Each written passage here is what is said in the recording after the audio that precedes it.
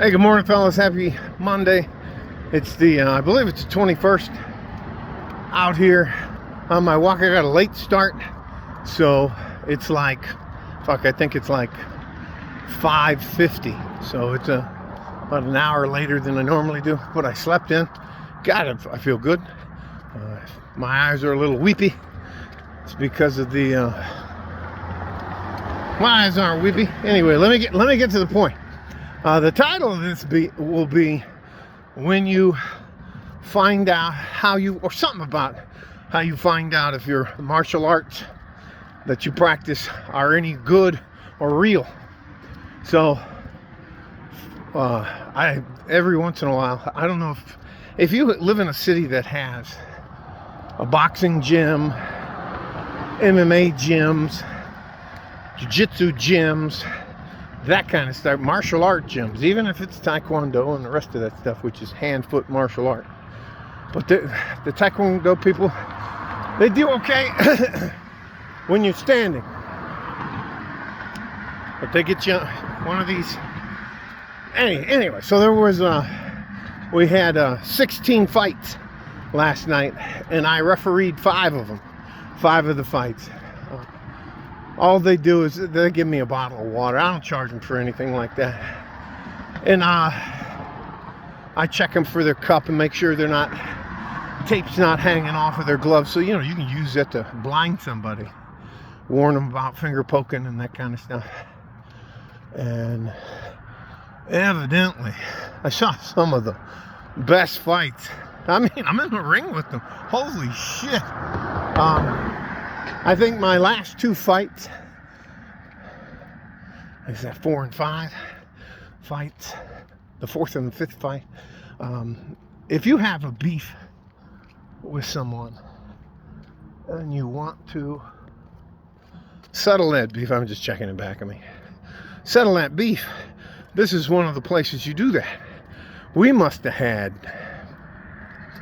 close to 100 people in a pretty good size. It wasn't a gymnasium. It was like one of those garages that was empty. One of those metal-sided buildings. Holy shit, by the end of the night, that thing was fucking like a sweat house. Anyways, we had, I had these 2, ended up being firefighters. And evidently, they've been beefing for years. And if they didn't have both, if I didn't both make them, they were spitting out their mouthpieces, trying to bite each other, eye gouging, groin strike. I mean, it seemed like it was way past personal. It seemed like you push them apart, put your hand in between them, and say, go! And no, I don't have a saying or anything like that, but Jesus, they were entertaining. Because I was always having to pull them off each other. They called it a draw, but both of them claimed victory. I can't tell you. I was entertained by the way they were warming up. They were jawing at each other. They're across the mat, which is probably like 15, 20 feet apart at the most. They're jawing at them and do this. It was awesome. I loved every second of it.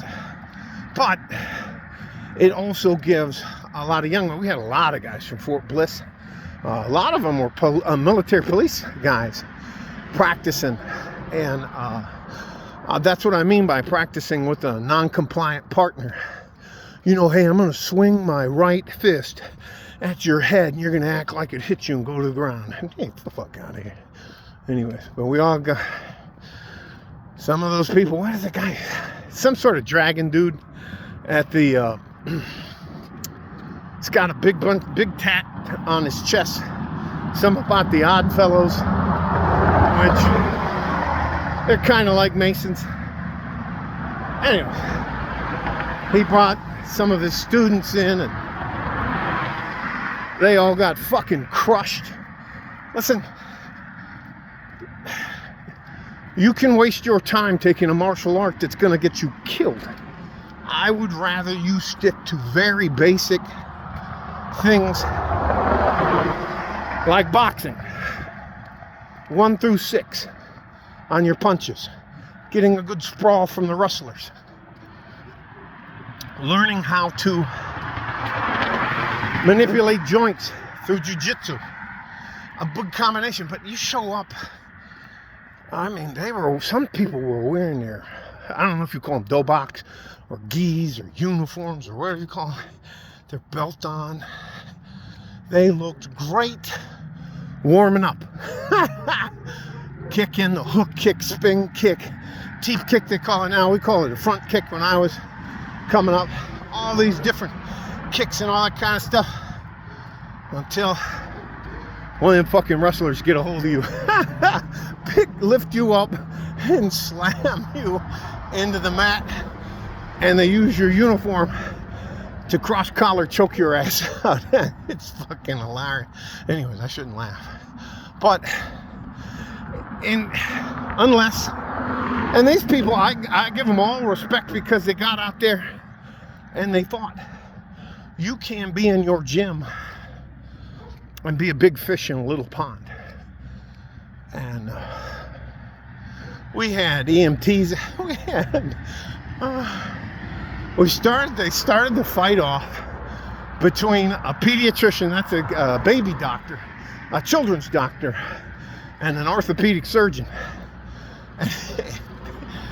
Man, I can't tell you. It's just, but it's a controlled environment. One thing they give me a hard time because I don't let joint locks, especially an ankle lock, the Russian Sambo and Brazilians, or a knee lock, knee bar.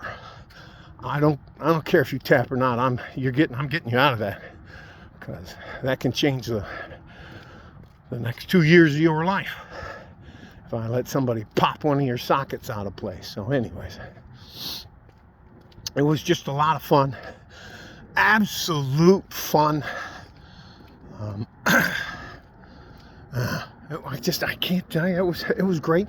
There were some boxers in there that were fucking smooth, and I mean by being smooth, you don't necessarily have to be super fast if you have great technique. Had a young man in there. I think he's going to go up to Jackson Winklejohn up in Albuquerque. I think he's got a lot of promise to him.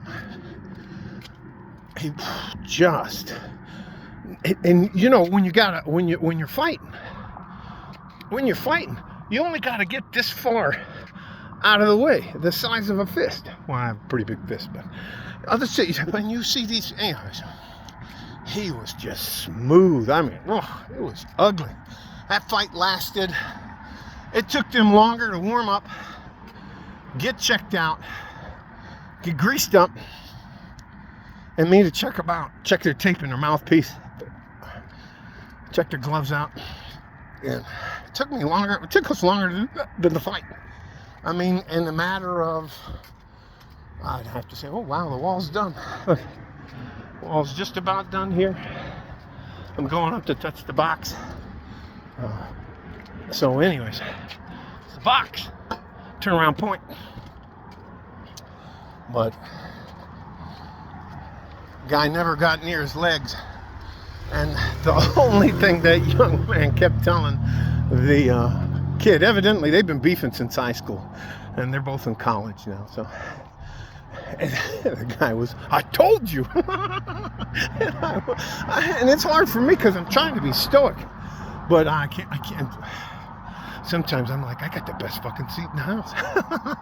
Anyways, yeah, there were some minor skirmishes and brawls, but I mean, it just felt, I was thinking to myself when I was in there, I said, I feel sorry for some dumb motherfucker that tried to come in here and try to rob us. I mean, there were guys, I think it's called BORTAC. It's a special unit in the Border Patrol. They had a few guys there. I mean, it was fucking packed. There had to be over a couple hundred people there. And you saw a lot of guys. Anyways, doesn't matter. We didn't care what you brought in or that. It was awesome. It just reminds me that as much as they're trying to feminize men, the men are a bit physical. Men like to scrap, and you could see guys that had been beefing for maybe a decade or half a decade, 5-10 years, beefing, give each other a big hug. I think the worst fight we saw was between two brothers. They were 2 years apart, but holy shit. The younger brother wanted to fight the older brother, and that was a great fucking fight, but it was to where you have to give a guy a standing 8 count, standing 10 count, standing 8 count. Anyway, sorry, I'm just excited. And if it's that kind of personal, without sounding like I'm trying to be cruel, you have to let them finish the fight. And I'd rather see you in there like that than pulling guns on each other or knives on each other. So it was funny. If anybody got rowdy, the crowd self-policed itself. They were throwing people out. The military police officers everybody did a good accounting of themselves. Nobody, except for some of the guys that are just used to contact. Listen, contact sparring is fine. And point fighting is fine. But unless you full contact spar or fight, you're not really going to know, because tapping somebody and saying, ha, point, is not the same as having to follow through with the punch. And there's a lot of things in traditional martial arts that aren't effective at all in a fight. But you can spend years of your life trying to perfect something. And, well, anyways. But, so I got to hang out with the guys. Because my wife's not here, I got to hang out with the guys afterwards, and they gave me, when I came home, they gave me 2 edibles, and I only ate one of them. From I know I went to bed around 10 o'clock and woke up sometime this morning, but I haven't slept that sound in my life. I think it's a THC in the edible, but it was, whew, I feel fucking fantastic. But you just have to learn how to fight. And since we don't have nationally a crucible for men, and we don't have necessarily a national program that says, hey, look, you're about 12, 13 years old, you need to go out with this group for 3 or 4 days and figure out that you're not a little boy anymore, you're a man, and you got to be treated like that. But someone has to take you under their wing and explain to you that some of the shit you used to do as a boy aren't acceptable anymore. And that's part of the things. It's one of the things I think is awesome about the Native American culture, when they do that kind of stuff. And the Mexican culture is like that as well. Usually always an uncle, a tío, or an hermano bopping around that'll talk to you about stuff. So, anyways, love you guys. There's somebody coming. Stay safe and healthy. Take care of each other if you can, and if you can't, take care of yourselves. Concentrate on the basics. You got to build your foundation before you can get anything else done, all right? Like a fart in a G-string. West Texas, El Paso. I'm out of here. Bye-bye.